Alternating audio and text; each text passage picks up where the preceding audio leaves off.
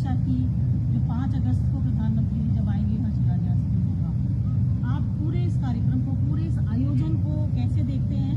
और आप लोगों ने जो इतने लंबे समय तक तपस्या करी, जो एक मेहनत करी, उसको कैसे देखते हैं? देखिए, अयोध्या के साथ साथ पूरे देश और दुनिया के लिए एक ऐतिहासिक क्षण होगा जब देश के यशस्वी प्रधानमंत्री आदरणीय मोदी जी अयोध्या में लगभग 500 वर्षों की इस परीक्षा के परिणाम के साथ भगवान श्री राम के भव्य मंदिर निर्माण की आधारशिला रखेंगे। यह हमारे लिए ऐतिहासिक क्षण भी है, भावनात्मक क्षण भी है और एक नए भारत के निर्माण की आधारशिला को रखने का अवसर भी है। इसी दृष्टि से आज यहाँ के कार्यों का अवलोकन करने के लिए मैं स्वयं आया हूं, देखने के लिए। आयोजन श्री राम जन्मभूमि तीर्थ क्षेत्र न्यास का है, लेकिन उस कार्यक्रम में बाहर की सुरक्षा, बाहर व्यवस्था आदि को निरीक्षण करने, देखने के दृष्टि से हम लोग यहाँ पर आए हैं। स्वाभाविक रूप से कहीं भी कोई कोताही न बरती जाए, ये हम लोगों ने पूरी तत्परता के साथ तैयारी की है। हर एक स्तर पर हर प्रकार की बातों को ध्यान में रख करके कार्यक्रम को आयोजित करने और उस कार्यक्रम में सहभागी बनने का प्रयास हो रहा है।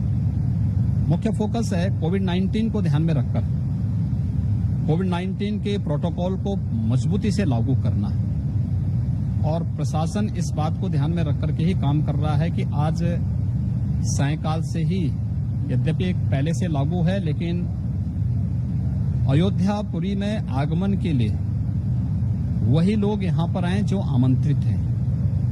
बाकी सभी श्रद्धालुजन, यद्यपि हरेक श्रद्धालुजन की, हरेक भारतीय की इच्छा होगी कि इस ऐतिहासिक क्षण के वे साक्षी बने,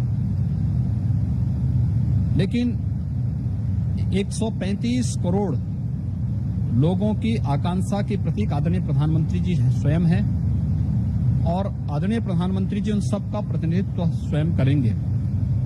इसलिए सभी से हमारी अपील है कि ट्रस्ट ने जिस प्रकार की व्यवस्था बनाई है, उस व्यवस्था के साथ ही हम सब जुड़े। जो भी लोग अयोध्या जी में आमंत्रित हैं कार्यक्रम में, वे लोग इस कार्यक्रम में भागीदार बनेंगे। उन महानुभावों की सुरक्षा और उनके आगमन की पूरी तैयारी यहाँ पर की जा रही है।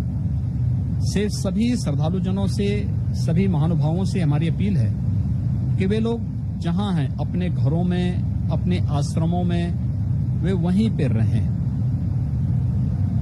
कोविड-19 के कारण हम लोग हर एक को इस आयोजन में आने के लिए मुझे लगता है कि व्यवस्था नहीं दे पाएंगे। सीमित संख्या में जो अतिथि आमंत्रित हैं वही लोग इस कार्यक्रम में भागीदार बनेंगे और से सबसे हमारी अपील होगी कि इस ऐतिहासिक क्षण के साक्षी बनने के लिए आवश्यक है कि हम 4 और 5 को अपने घरों में दीप जलाएं। धर्माचार्यगण देव मंदिरों को विशेष रूप से सजाएं।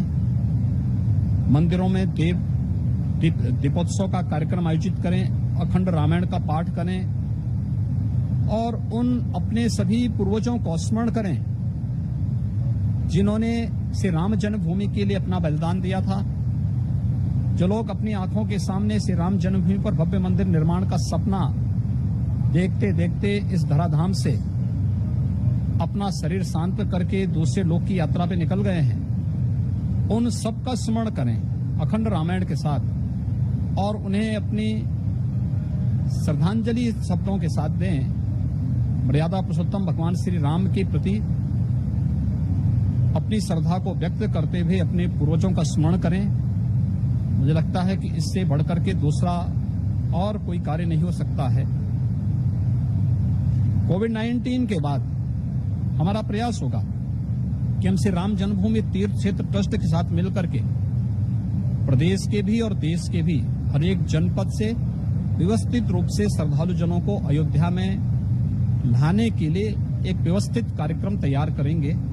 कोविड-19 से उभरने के साथ ही हम लोग इस कार्य योजना को लागू भी करेंगे, लेकिन यह देश के लिए, दुनिया के लिए एक ऐतिहासिक क्षण होगा और इस ऐतिहासिक क्षण का साक्षी हम लोग अपने घर या देव मंदिरों से बनकर के कर सकेंगे।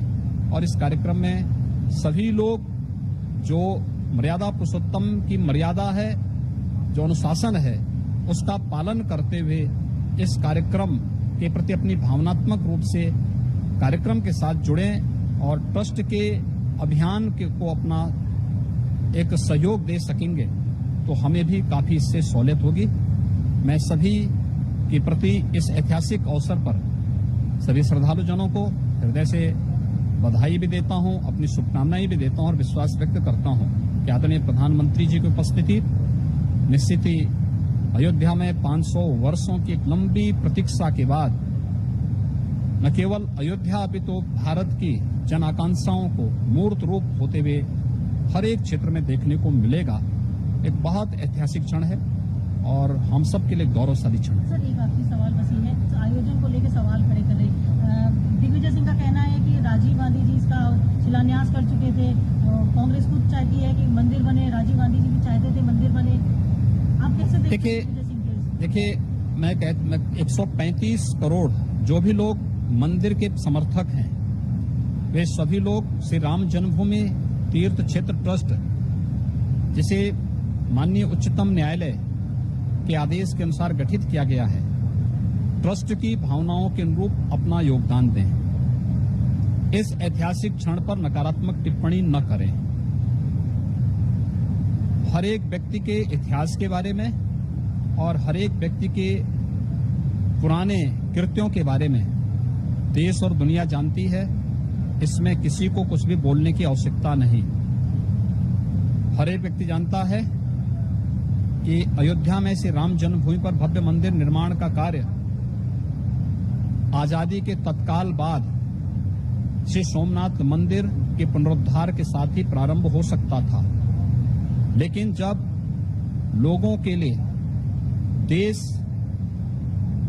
से महत्वपूर्ण सत्ता हो जाती है तो वे लोग अपने राजनीतिक सत्ता के लिए जन भावनाओं के साथ खिलवाड़ करते हैं, समाज को जाति, मत, मजहब के आधार पर बांटते हैं। और निसंदेह इस बात का श्रेय प्रधानमंत्री मोदी जी को दिया जा सकता है कि उन्होंने 2014 में चुनाव के पूर्व ही इस बारे में कहा। 2017 में उत्तर प्रदेश विधानसभा चुनाव के पहले, 2019 में लोकसभा चुनाव के पहले भी इस बारे में कहा था कि संविधान के दायरे में रहकर के श्री राम जन्मभूमि मंदिर निर्माण का मार्ग प्रशस्त करेंगे। संविधान के दायरे में रह करके माननीय उच्चतम न्यायालय जो फैसला देगा हम उसका पालन करेंगे और फिर उसके अनुरूप आगे के कार्यक्रम को व्यवस्थित रूप से आगे बढ़ाने का कार्य है। लेकिन कांग्रेस को अपने इतिहास में झांकना चाहिए। कांग्रेस रामलीला जहां विराजमान रहे हैं, जो वास्तविक राम जन्मभूमि है, राम मंदिर का निर्माण वहां होना चाहिए, ये हम लोगों की देश की भावना ये थी। कांग्रेस वहां शिलान्यास नहीं चाहती थी। कांग्रेस विवाद का पटाक्षेप नहीं चाहती थी। और जब उच्चतम न्यायालय में मामला गया था तब कांग्रेस के ही एक नेता ने तब उच्चतम न्यायालय में एक एप्लीकेशन दी थी कि इस समस्या का समाधान 19 से पहले न होने पाए। 9 नवंबर 2019 की तिथि एक ऐतिहासिक तिथि है जब अयोध्या में से राम जन्मभूमि मंदिर निर्माण का मार्ग प्रशस्त हुआ। उच्चतम न्यायालय की एक संसदीय पीठ ने, एक पूरी संवैधानिक पीठ ने सर्वसम्मति से 500 वर्षों से चले आ रहे एक विवाद का पटाक्षेप किया और मंदिर निर्माण का मार्ग प्रशस्त किया। यह भारत की लोकतंत्र की ताकत को भी, दुनिया के सबसे बड़े लोकतंत्र की ताकत को दुनिया को एहसास कराता है और न्यायपालिका की ताकत ने भी दुनिया को एहसास कराया है। क्योंकि बहुत सारे लोग धमकी देते थे कि अगर फैसला आया तो ये हो जाएगा। मुझे लगता है कि 9 नवंबर 2019 की तिथि ने उन सब पर विराम लगा दिया। भारत की न्यायपालिका, भारत के लोकतंत्र की ताकत का एहसास करा दिया। प्रधानमंत्री मोदी जी के प्रयासों से आज यह शुभ दिन देश और दुनिया को देखने को मिल रहा है और हम सब अपने घरों में रहकर, अपने देव मंदिरों में रहकर आदरणीय प्रधानमंत्री जी का अभिनंदन करें और उनके संबोधन के अनुरूप नए भारत के निर्माण के लिए जो अभियान पिछले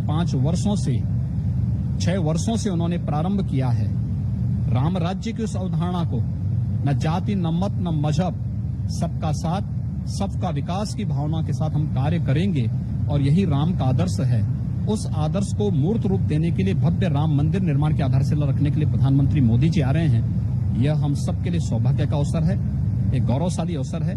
हर भारत गौरव की अनुभूति करे और इस कार्यक्रम को, पूरे कार्यक्रम की यहाँ से लाइव टेलीकास्ट होगा। उस कार्यक्रम को हम लोग अपने घरों में रह करके देख सकेंगे, अच्छा होगा और कोविड-19 के प्रोटोकॉल का पालन करेंगे। हम सबको इसका पालन करना चाहिए। यही मर्यादा पुरुषोत्तम भगवान श्री राम के प्रति हमारी श्रद्धा। हम ये कह सकते हैं कांग्रेस के जो राम के नाम पे राजनीति है उसकी कोई जगह नहीं हो। देखिए, कोई भी राम जन्मभूमि के मंदिर निर्माण से छद्म धर्मनिरपेक्षता और जाति, मत, मजहब की राजनीति हमेशा के लिए समाप्त है।